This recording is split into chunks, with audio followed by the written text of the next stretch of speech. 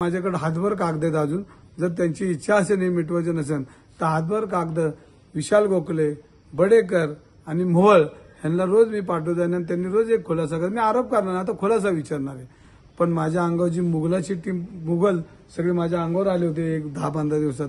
वक्फ बोर्डची त्यांना जरा जागेची काळजी पडली तर त्या मुघलांना ह्या पुणेकरांनी थोपवलेले हे तो रद्द झालेला पाहायला मिळतोय. स्वतः गोखले बिल्डर्सकडून अशा प्रकारचा मेल जो आहे तो राजू शेट्टींना प्राप्त झाल्याची माहिती राजू शेट्टींनी दिलेली आहे. तुमची पहिली प्रतिक्रिया?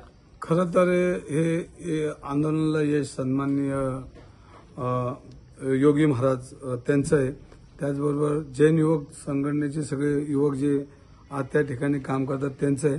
आणि प्रामुख्यानं आमचे नेते राजू शेट्टी जे शेतकरी प्रश्नावर आपण काय महाराष्ट्रात काम केले, तळागाळात काम केले, हे त्यांचं यश मी समजतो. आणि पुणेकरांनी ह्या सगळ्या विषयावर जो पाठिंबा दिलाय ह्या सगळ्या पुणेकरांचा पाठिंबा ह्याच्या दिवस ही सुरुवात ह्या व्यवहाराला आता सुरुवात झाली रद्द होण्याची तर हे सगळं यश त्यांचं आहे. आज तुम्ही बघितलं असेल तर पुणे शहरामध्ये विद्येचं माहेरघर आहे.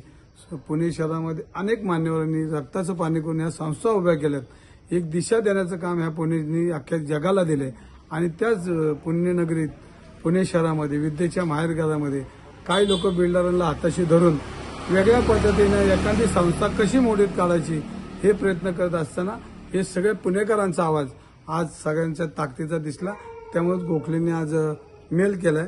पण हा मेल केल्यानंतर खऱ्या अर्थानं तो व्यवहार अजून रद्द झाला नाही. तो रद्द उद्याही होऊ शकतो, उद्या सोमवार आहे.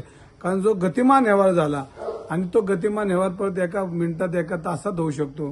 कारण दोन्ही लोक जर एकत्र आले तर आजही रजिस्टरला घरातून उठून आपण कुठल्या तरी घरी ऑफिसमध्ये बसून हा व्यवहार रद्द करण्याचा प्रयत्न करू.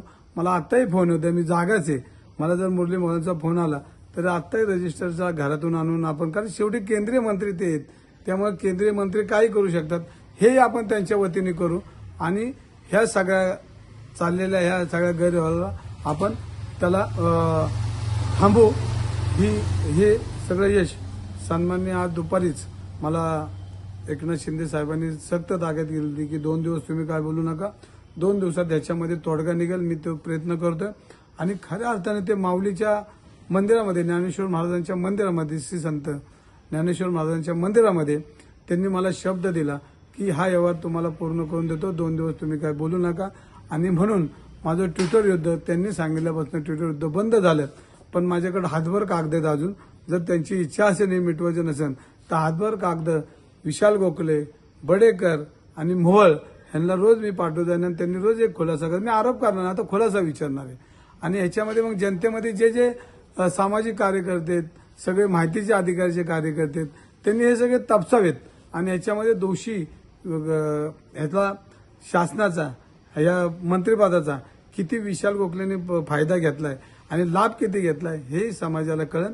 परंतु आता आमची लढाई संपलेली आहे. मला शिंदे साहेबांनी सक्त ताकीद दिली की आता तू काय बोलू नको, 2 दिवस मी बोलणार नाही.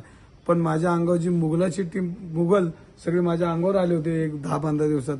वक्फ बोर्डची त्यांना जरा जागेची काळजी पडली तर त्या मुघलांना ह्या पुणेकरांनी थोपवलेले असं मला वाटतंय. आणि पुढील कामासाठी शिंदे साहेब जे आदेश देतील त्यांना मी आदेश पाळेन. पण त्यांना मनापासून धन्यवाद देईन. त्यांच्या वाणीतून जो शब्द निघाला तो खरंच आज खरा ठरतोय. म्हणून शिंदे साहेब तुम्हालाही मनापासून धन्यवाद देईन. आमच्या जैन समाजाची युवक मुलं बाळं जी शिकणार आहेत ते तुम्हाला प्रचंड आशीर्वाद देतील. आणि तुम्ही मला दुपारीच बोललाय की देव देश धर्म यासाठी आपल्या पक्षाची निर्मिती, आपली निर्मिती, आणि ते वाक्य आज खरं ठरलं. म्हणून शिंदे साहेबांना बी मी आणि उद्धव सामंत साहेबांना बी मनापासून धन्यवाद देईन.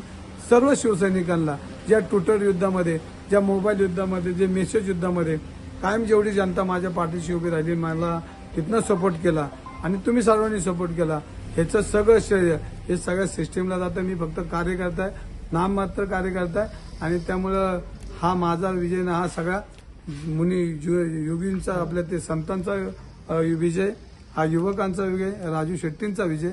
आणि ह्या सगळ्या चुकीच्या सिस्टीमने दिलेल्या त्रासाचा आम्ही लढलो. म्हणून हे सगळं यश हे सगळं त्यांचं आहे. तुम्ही उद्यापासून जे आंदोलन पुकारलं होतं त्या आंदोलनाची पुढची भूमिका काय असणार आहे? तुम्ही स्वतः उद्या तिथे जाऊन भेट देणार आहात का? मी ठरवलं होतं की जोपर्यंत हे मुक्त होत नाही तोपर्यंत महावीरांचं दर्शन घ्यायला मी जाणार नाही. परंतु मला आता थोडी आज आशा वाटली की आता हे मुक्त होईल. उद्या मी